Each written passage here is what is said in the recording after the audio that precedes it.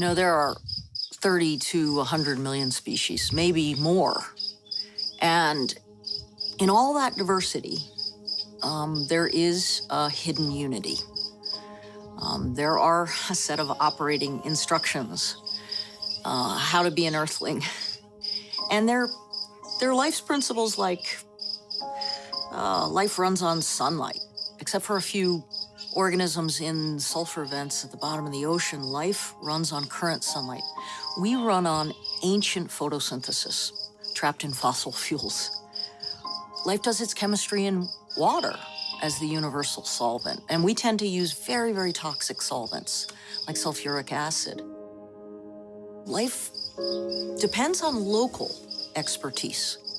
Organisms have to understand their places. They have to know the limits and the opportunities of their places. And life banks on diversity and rewards cooperation. Life wastes nothing, upcycles everything, and most of all, does not foul its nest, does not foul its home. We're a very young species, and probably our best stance as a young species is to be apprentices to these masters.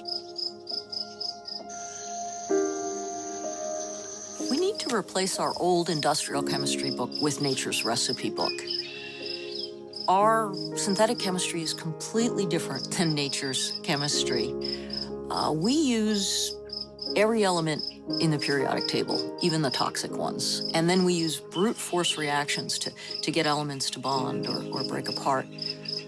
Life uses a small subset of the periodic table, the safe elements, and then very, very elegant recipes. Low temperature, low pressures, low toxicity. That's nature's chemistry. It's a very different paradigm. And we have to ask ourselves, not just how to replace individual molecules for different kinds of molecules, but rather whole families of reactions.